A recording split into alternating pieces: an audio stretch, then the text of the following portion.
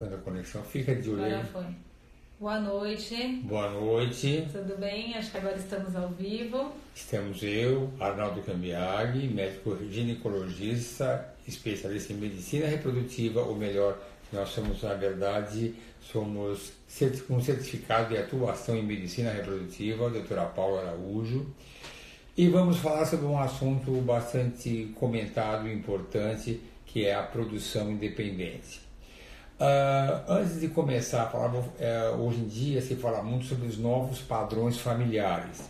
Tanto é que há 2 anos atrás nós fizemos no nosso curso de PJ uma palestra sobre novos padrões familiares, que foi ministrada pelo Dr. Carlos, o psicólogo, que dá suporte a todos os nossos pacientes aqui no IPGO. Hoje em dia, cada vez mais se vê pacientes de padrões diferentes, casais homoafetivos, transgêneros, e as famílias que chamamos de monoparentais, que tem só a mãe ou tem só o pai. Quando nós falamos de produção independente, a primeira coisa que se pensa é a mulher que faz a produção independente. Mas, na verdade, o homem também pode fazer a sua produção independente. Eu lembro de um caso que tivemos recentemente, tivemos alguns casos, mas um deles que chamou a atenção era um homem homoafetivo, ele era um português que morava fora do Brasil e queria ter seu filho e levar para os Estados Unidos onde morava. E ele precisava do óvulo, que é um óvulo doadora, e também o útero de substituição. Então, quando nós falamos hoje em dia de produção independente, na verdade falamos muito mais do lado feminino, porque a dificuldade do homem conseguir ter seu filho com o sêmen dele, com o útero de substituição, que é muito mais difícil o óvulo doadora, isso acaba sendo bastante raro e desanimador. Portanto, o número de pacientes com produção independente feminino é muito maior que o masculino. São várias perguntas que chegaram antecipadamente e todas elas se concentram muito de como é feita a produção independente e a parte financeira, que é bastante preocupante. Temos já algumas perguntas aqui, mas eu vou dividir em 2 partes principais. A doutora Paula, que vai explicar alguma coisa como é feita a produção independente. Eu vou falar alguma coisa da parte financeira, que acaba aí sendo envolvido também da maneira que é feito, as técnicas utilizadas. Então, vamos começar dessa maneira e depois nós vamos responder cada pergunta que está chegando posteriormente. Mas a maioria das perguntas se concentra em como é feita, como é a técnica para se fazer a produção independente. Então, vou explicar um pouquinho. Quando é uma produção independente no fator feminino, né, quando é uma mulher que quer ser uma mãe independente, a gente tem 2 opções de tratamento, dependendo dos exames da mulher. Pode ser ou a inseminação intrauterina, e para ser feito esse tipo de tratamento, a mulher tem que ter a tuba pérvia, tá? Ou pode ser a fertilização in vitro, que é o que se concentra a maior parte dos casos por conta da idade da mulher, de outros fatores envolvidos, tá? Os 2 tratamentos envolvem um banco de sêmen, tá? Então a gente precisa escolher um sêmen, que pode ser um sêmen nacional ou recorrer aos bancos de sêmen internacionais, tá? A gente tem 3 bancos que a gente trabalha aqui na clínica, o nacional é o da Procid, e tem o Fairfax e o banco de Seattle, tá? Todos têm uma ótima qualidade. Os internacionais diferenciam um pouquinho porque eles têm mais opções de escolha e os doadores a gente consegue ter mais características dos doadores. Então, além de cor de cabelo, cor de olho, peso, eles são um pouco mais completos na descrição dos doadores. Então, essa mulher vai escolher um doador baseado nas características, em religião, em tipo sanguíneo. Nos bancos internacionais ela vai ter todo o histórico de doenças dele, de doenças familiares. Baseado nisso, ela vai escolher o que mais se encaixa no que ela desejar. E aí o tratamento, se for a inseminação, é um tratamento que vai trazer uma taxa de sucesso inferior do que quando a gente usa a fertilização in vitro, por isso que ele acaba sendo menos usado, mas ele é possível sim. É sempre mediante uma indução da ovulação, com controle ultrassonográfico. E aí, no momento da ovulação, é feita a inseminação com sêmen de doador. Se for a fertilização in vitro, os óvulos dessa paciente são captados. É feita a fertilização no laboratório com esse sêmen de doador e, posteriormente, transferidos para o útero dessa paciente. Quando é um casal, um homem que deseja fazer essa produção independente, aí a gente tem que recorrer ao ovo doação e ao útero de substituição, que aí pode ser algum parente de até 4º grau. Se não for parente, a gente tem que solicitar uma liberação do CRM para poder realizar, tá? Uma coisa que as pacientes têm muita dúvida é se pode ser feito com um homem conhecido, com alguém que ela conhece. Isso no Brasil não é possível, tem que ser anônimo. Então ela tem acesso a todas as características dos doadores, mas tem que ser um pai anônimo. No Brasil ela nunca vai ter acesso a esse pai. Nos bancos americanos, a depender do contrato que você faz, essa criança até poderá conhecer o pai depois de 18 anos, mas isso depende do contrato que for feito entre essa mulher e do que o doador de sêmen permitiu, tá? No Brasil, essa doação de sêmen, ela não pode gerar lucro. Os bancos internacionais, normalmente quem doa são homens que precisam de dinheiro para ir para a faculdade, enfim, são pacientes jovens e eles conseguem ganhar dinheiro fazendo a doação. É aí que entra esse diferencial em número de doadores. Porque como no Brasil a doação tem que ser voluntária e tem um grau de exigência da repetição dos exames, não é fácil alguém voluntariamente colher o sêmen e ficar à disposição do laboratório. Nos Estados Unidos tem um incentivo financeiro e isso faz com que universitários que precisam de algum dinheiro doem. Eles têm a mesma qualidade, eles têm a mesma característica e a mesma maneira de saber que são saudáveis. Entretanto, o número de doadores de sêmen, do sêmen internacional, ele é muito maior e as pessoas podem ter mais características, podem até conversar pessoalmente com o doador e é de uma maneira progressiva. Você paga uma taxa inicial e vai aumentando os valores conforme a sua proximidade, com a sua intimidade de conversa com o próprio doador. Exatamente. Então, e essa seleção é bem rigorosa, né? Para ser doador, tanto aqui quanto lá, tem que passar por todos os exames laboratoriais, tem que ser normais, por toda uma pesquisa familiar, de história familiar, de doenças genéticas, né? Então é bem rigoroso, não é todo mundo que quer doar que pode ser doador, né? Tem que ter um espermograma com uma boa qualidade. Então, nesse aspecto, todos os bancos são super rigorosos com relação à qualidade, com relação à segurança do material que está E aí que entra o diferencial, já entrando em várias perguntas sobre o custo financeiro do tratamento, que eu vou comentar com vocês, vai variar muito de acordo com o tipo de procedimento que vocês vão fazer, que é quem for interessado. Por exemplo, se você vai fazer uma inseminação intrauterina, então é um procedimento mais simples em que se estimula o ovário para se ter no máximo 2 ou 3 óvulos, então é menos medicamento, é muito menos sofisticado, não é necessário aquela parafernália de recursos laboratoriais e o sêmen é colocado no interior do útero com um catéter. Então, o que vai acontecer é que a fertilização do óvulo ocorrerá dentro do organismo materno, não haverá uma seleção mais específica para que ocorra a fertilização. Vem 1 ou 2 óvulos e eles serão fertilizados por escolha do próprio organismo materno. Por isso, a taxa de sucesso de uma inseminação intrauterina, mesmo em condições perfeitas, anatômicas, hormonais, laboratoriais, não ultrapassa 20%. Quando você faz a fertilização in vitro, você estimula o ovário, você consegue mais óvulos e é necessário uma maior quantidade de hormônios. E isso implica num custo maior também de medicamento. O procedimento em si envolve muito mais detalhes laboratoriais.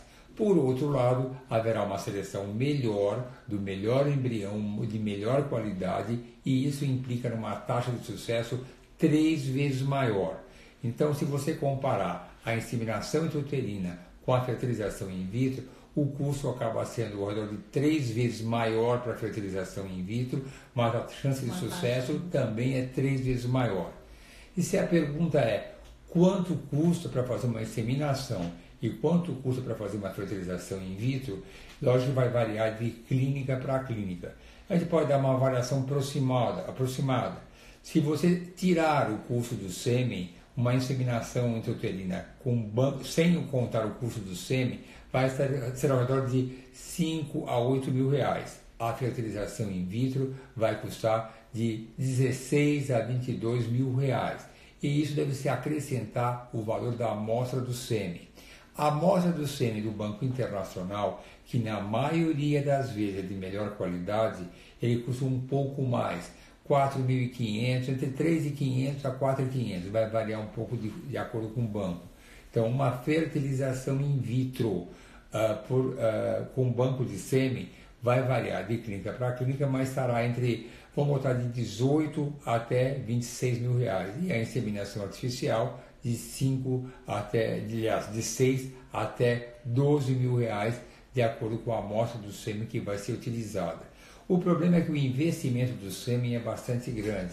Por isso, de um modo geral, a gente prefere que se faça a fertilização in vitro. Mas isso fica em aberto e para ser discutido com o paciente caso a caso, conforme a qualidade dos seus ovos, conforme a sua reserva ovariana, conforme a sua idade, tudo isso deve ser muito bem ajustado do ponto de vista personalizado, individualizado, que é como se pratica a medicina hoje em dia, e já há muito tempo nós sempre realizamos a medicina personalizada, olhando a paciente como é o universo da paciente que está em questão, e se for um casal homoafetivo, por exemplo, aí sempre olha o universo deles para ver qual a melhor conduta. E tem algumas pacientes que até preferem pedir mais de uma amostra, até para que, por exemplo, se o doador tem 10 amostras lá no banco, tem algumas que preferem ficar com todas para ela, para que ele não seja doador de mais ninguém, e se elas quiserem ter um irmão, para que seja do mesmo pai.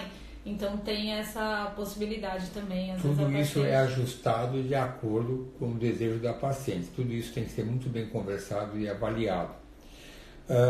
Tem aqui a pergunta da Luana. Só vou falar em relação ao pai, se pode ser conhecido. Olha, quando um casal chega no nosso consultório, nós não entramos nos detalhes se tem certidão de casamento ou não. É claro, quando alguém vem já com um pai pré-estabelecido, entra para nós como um casal. Então, não classificamos de uma produção independente, porque ela não é a única. Aquele homem que é um pai, que ela considera desconhecido dela, na verdade, esse pai vai ter todas as obrigações que o pai tem, direitos e obrigações. Então, se você trouxer na clínica para fazer uma produção independente com um pai que é conhecido, ele é o pai da criança. Não importa que você fale, não quer nada dele, mas do ponto de vista legal, ele terá todas as obrigações de um pai e terá todos os direitos também desse pai. Então, na verdade, essa situação de um pai conhecido, se chegar na clínica com isso, não é uma produção independente. Você está se relacionando com alguém que está se propondo juridicamente a zelar por essa criança que vai nascer, ter direitos e obrigações sobre essa nova criança, esse novo ser. Se tem alguma dica de como contar para a família que você está partindo para uma produção independente. A Júlia fez essa pergunta. Eu acho assim, Júlia, aqui a gente tem um acompanhamento psicológico, né? A gente tem o Dr. Carlos, que é nosso psicólogo, que acompanha todos esses casos, não só de produção independente, como de doação de óvulos, né? De ovo receptora. Então é importante ter uma conversa, até para você saber se você realmente está pronta, por isso que é um desafio, né? Criar uma criança sozinha, tanto financeiramente quanto do lado emocional. O que você pensa, se vai contar para a criança no futuro, se não vai, para estar preparada para todos esses questionamentos. E aí eu acho que você tendo certeza da sua decisão, fica muito mais fácil de você contar para os seus amigos, para os seus familiares, ou se for sua decisão de não contar também. Mas enfim, você vai estar preparada para assumir isso e que isso vai ser para você uma coisa natural, né? Muito bem pensado, não é uma coisa no impulso. E o psicólogo vai conseguir te ajudar também a trabalhar isso na sua cabeça e aceitar muito bem essa fase aí, todo o tratamento. Eu, do meu lado pessoal, eu tenho um lado meio paternal em relação aos pacientes. Quando alguém chega com uma proposta de fazer uma produção independente, eu vou ouvindo e vou analisando o caso dela. E faço alguns comentários que eu acho pertinentes, desde que ela me dê abertura para isso. É claro que se você imagina que ela quer engravidar, ter uma produção independente, eu faço alguns alertas e pergunto a ela se tem o apoio da mãe, do pai, algum familiar. Na grande maioria das vezes, mas acho que grande maioria, eu não lembro nenhum caso de alguém que seja totalmente independente que vai fazer aquilo escondido. Na grande maioria das vezes, a paciente nos procura já com consentimento e com apoio da família. Um dos casos que me chamou a atenção de uma produção independente, que acabou tendo trigêmeos, é que era uma produção independente da seguinte forma: a mãe estava de acordo, o pai estava com apoio, a irmã, cunhado. Então, era a produção independente, familiar, mais dependente que eu já vi. Tinha uma família inteira dando apoio. Foi uma gestação tranquila e ela teria todo o apoio familiar. Porque eu tenho que considerar a minha experiência de pai e observar que criança, e com a experiência de mãe, é uma coisa que gera preocupação, dedicação, para que essa criança seja bem cuidada. E na maioria das vezes eu nem lembro sequer de alguém que já não tivesse conversado com a mãe, e muitas já vêm com incentivo da mãe, que naquela idade dos 40 anos, por exemplo, ela não tenha o seu príncipe, o seu parceiro para o resto da vida, se propõe, observando que a sua reserva ovariana já está no final, não esperar pela aparecer o seu marido ideal, que seria o ideal para ser pai dos seus filhos. E hoje em dia existe uma grande divulgação de celebridades, vamos chamar assim, como a Karina Bach e outras, que fazem questão de demonstrar e mostrar sua produção independente. Então a gente conversa particularmente com ela e, lógico, vê se ela está bem inserida e tem ciência daquilo que está fazendo, e acaba sendo um problema dela. Agora, se ela vai contar, normalmente ela se propõe no futuro a dar alguma desculpa se achar, ou que nós acreditamos da maneira que caminha o mundo, os novos padrões familiares que existem, como a gente se fala, óvulo doado, casais homoafetivos, coisas que no passado era uma coisa bastante irregular. Com certeza, nos próximos anos, teremos inúmeras famílias monoparentais que são frutos de produção independente.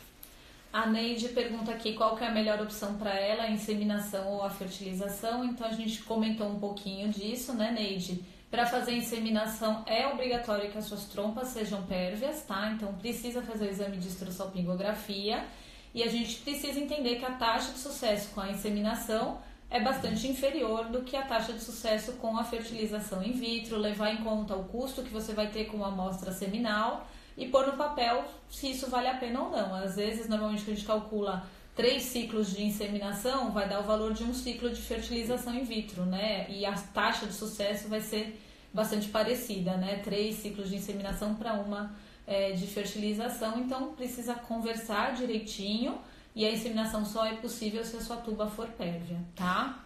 Uma pergunta que mandaram para mim através realmente do Instagram foi se é verdade, para ouvir falar, que no futuro as mulheres vão poder conceber sem o fator masculino, poderão terão a gestação sem o homem. Essa pergunta é interessante, já vi muitas histórias desse tipo. E a única base científica que eu vi, que existe, é que quando nós fazemos o cariótipo é um mapa cromossômico das pessoas. Nós todos temos nossos cromossomos, e que diferencia o homem da mulher é o cromossomo XY. A mulher tem 2 cromossomos X e o homem é um X e um Y. E que chama a atenção, quem for um dia analisar e ver o mapa cromossômico, o desenho dos cromossomos, é que o cromossomo X é desse tamanho e o Y é pequenininho. Ele é tão menor que o cromossomo X que se fala que no decorrer dos anos, décadas, milhares, esse cromossomo Y vai desaparecer e a mulher poderá conceber sem o fator masculino. Eu caracterizo isso como uma brincadeira, mas na verdade eu acredito e espero que ainda o homem tenha esse objetivo de poder conceber e ser necessário para a reprodução humana.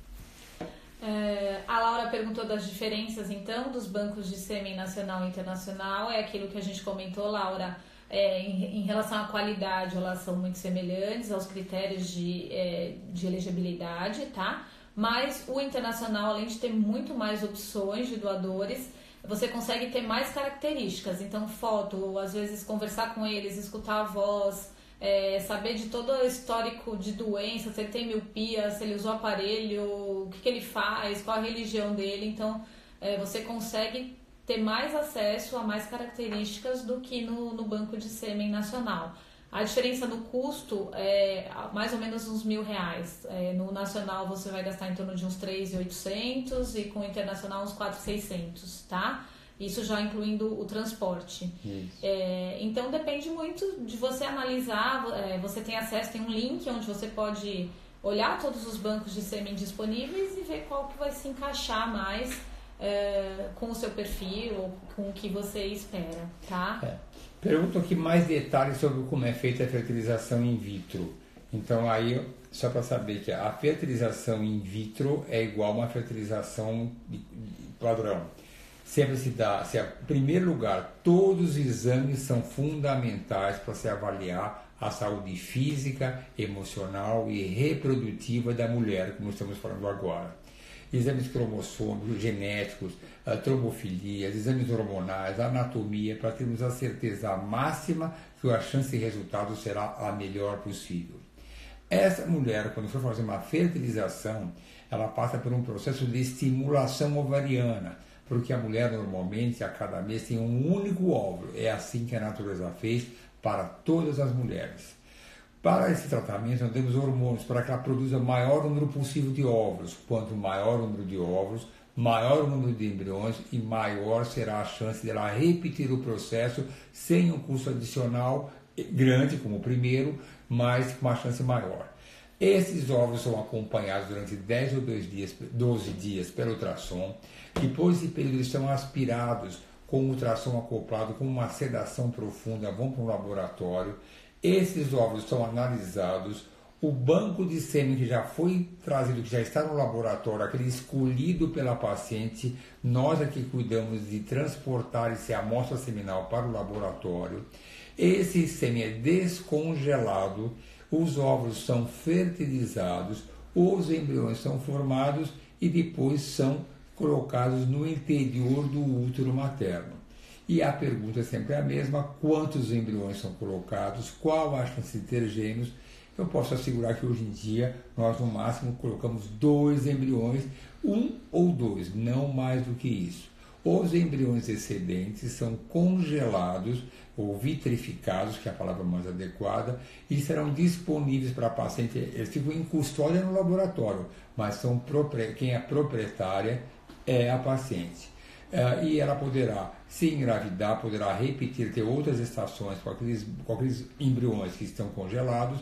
Se não der certo, não engravidar, terá os embriões excedentes, isso também se houver embriões excedentes. Entra aqui também a possibilidade, em mulheres que têm 40 anos ou mais, de se fazer a biópsia embrionária, que é um exame que a gente faz, um exame cromossômico genético, mais cromossômico, para ver pelo número de cromossomos se essa criança é normal. E por que eu falo isso? Que a grande maioria das mulheres que fazem produção independente estão com 40 anos ou mais. E aí pode ser uma indicação interessante de se fazer a biópsia embrionária, que é o PGTA, que vai avaliar se o número de cromossomos está adequado e excluindo o risco de ter bebês com doenças como síndrome de Down, Ehlers, Patot, são doenças importantes que podem dificultar a vida da paciente. Então, essa pergunta eu quis esclarecer. Tudo isso é feito numa fertilização in vitro tradicional. Qual a diferença? Que nesse caso tem o banco de sêmen. E aí vem voltando àquela pergunta se pode ser alguém conhecido. Se ela congelar o embrião desse alguém conhecido, esse embrião já não pertence mais a ela, não é propriedade dela. Então, digamos que esse que ela considera que foi um doador conhecido, quiser ter algum direito ou impedir que ela transfira o embrião, ele terá esse direito, porque ele vai comparecer lá e vai assinar um termo que ele é o que está fornecendo o sêmen. Tem uma paciente que fala: não quero ter gêmeos, né? Normalmente a gente, diante disso, a gente transfere um embrião só. Existe um risco pequeno desse embrião se dividir, né? E gerar 2, mas ele é um risco bem menor do que se a gente transferir 2 embriões, tá? E a Tereza pergunta se as características do doador têm que combinar com as características dela. Na verdade não, Tereza, você vai escolher. Tem pacientes que querem que o doador seja muito próximo a ela, para a criança nascer parecida, e tem pacientes que não, falam: eu sou oriental, mas eu sempre sonhei em ter um pai loiro de olho azul, e isso vai depender do que você quiser, realmente do doador que você achar que mais combina com você, tá? Existem pacientes que têm alguma mutação, alguma alteração genética ou uma doença familiar e elas querem investigar isso no doador, é possível, tá? Isso aumenta o custo, tem que ser feita uma sonda específica para isso. Mas, por exemplo, se ela é portadora de fibrose cística, de alguma outra doença e ela quer ter certeza que o doador não vai ter, a gente consegue fazer essa seleção também, tá? Alguém perguntou alguma coisa sobre a biópsia embrionária, se afeta o embrião. Na verdade, hoje em dia, com profissionais qualificados, a agressão ao embrião, essas tiradas de 6 a 8 células, não afeta o embrião. É claro que tem que ser profissionais muito bem treinados, que isso não afeta. Existem algumas controvérsias contra a biópsia embrionária, de falso positivo, mosaicismo, que é uma coisa que se fala demais hoje em dia. Tudo isso é posicionado para o paciente em risco de benefício, mas a própria biópsia, o fator mecânico de retirar as células, feita por um profissional qualificado, no meu interesse com quem nós trabalhamos, isso não afeta em nada o embrião. Discussão do mosaicismo, de falso positivo, falso negativo, uma discussão que é muito ampla e por isso nós restringimos a biópsia a casos específicos, principalmente a mulheres com mais de 40 anos. Como está acabando, só para comentar mais alguma coisa, em relação à parte masculina, você quer falar? Falou. Em relação aos homens, como que funciona para os homens, então o homem vai precisar escolher uma doadora de óvulos, tá? Existem bancos de óvulos congelados, ou ele pode até escolher uma paciente, uma doadora anônima, que vai estar fazendo um tratamento e pode doar os óvulos a fresco, tá? E ele vai precisar de um útero de substituição, tá? Que é a parte mais difícil de que todas. Normalmente é o mais difícil. Então, o útero de substituição tem que ser um parente de até 4º grau, tá? E se não for, a gente precisa entrar com um pedido de liberação do CRM. Então, para o homem é um pouco mais difícil, que além do óvulo, ele precisa ter um útero de substituição, que é alguém que vai estar disponível a gestar essa criança pelo período de 9 meses e abdicar dessa criança, então fazer sem lucro nenhum, por altruísmos mesmo, para ajudar essa pessoa, tá? E não vai ter direito nenhum sobre essa criança, essa mulher que gerou. Então, por isso que é um pouco mais difícil. A gente tem até alguns casos que resolveram fazer fora, né? Porque fora do Brasil, como o paciente pode ganhar com isso, acaba sendo mais fácil de você encontrar uma pessoa disposta a fazer útero de substituição. Mas tem casos sim que deu certo, como esse que o Dr. Arnaldo comentou, por isso que é muito menos frequente a produção independente masculina do que a produção independente feminina, mas ela é possível sim. As tá? regras de útero de substituição são bastante rígidas. E alguém aqui também perguntou sobre a biópsia embrionária, mais uma vez, sempre um assunto muito discutível, sobre o autismo. Olha, isso precisa deixar bem claro. PGTA, que é aquela biópsia que se faz nos embriões, que se retira algumas células, é para se avaliar doenças cromossômicas, não doenças genéticas. Eu já vi pessoas perguntando, eu tenho medo de autismo, quero fazer biópsia embrionária. Não se diagnostica autismo pela biópsia embrionária. Doenças genéticas, que são aquelas que são hereditárias, devem passar por um estudo genético rigoroso e se houver um histórico familiar. A biópsia embrionária que nós fazemos, que tem a sigla de PGTA, é para avaliar doenças que chamamos de aneuploidias. O que significa isso? Doenças com número de cromossomos alterados. Por exemplo, síndrome de Down, trissomia do cromossomo 21, tem um cromossomo a mais. Síndrome de Edwards, trissomia do cromossomo 18. Síndrome de Patot, trissomia do cromossomo 13. Então, não confundir doença genética, que é o PGTM, de doença monossômica, né, monogenética, com PGTA, que é aneuploidia. Isso, e acho que o medo da biópsia afetar o embrião era muito maior quando as biópsias eram feitas no 3º dia, que aí o embrião com 8 células a gente tinha que tirar 3, e isso sim podia prejudicar o embrião, né? Quando a gente faz no estágio de blastocisto, já tem vários estudos mostrando que ele não afeta esse embrião, tá? Tem uma paciente que perguntou sobre a embriodoação, que a gente não comentou. Existem sim bancos com embriões doados, é menos comum, mas normalmente são resultados de casais que formaram vários embriões e engravidaram e não querem mais ter filhos. E existem sim disponíveis. É mais difícil de a gente achar uma compatibilidade, né? Porque às vezes o casal não tem nada a ver com você, mas existe essa possibilidade sim, tá? E é bom deixar claro que o ovo-doação existe um número muito maior de detalhes da doadora de óvulo. A embriodoação são detalhes mais que são contados por nós, de observação. Porque quem doa o embrião e porque já teve seus filhos, ela doa, mas não gosta de entrar muito em detalhes. É tudo que nós sabemos é que ela engravidou conosco, ela teve uma gravidez saudável e que não quer mais aqueles embriões, porque ela não quer descartar, que eu também acho que são coisas que são controversas, se é vida, se não é vida. Então nós trabalhamos, e tem outras clínicas que trabalham com embriões doados. E aqui nós vamos estar finalizando, nós nos colocamos à disposição para responder perguntas a qualquer momento. Nós deixamos o e-mail que é saude@ipgo.com.br, vou repetir, saude@ipgo.com.br.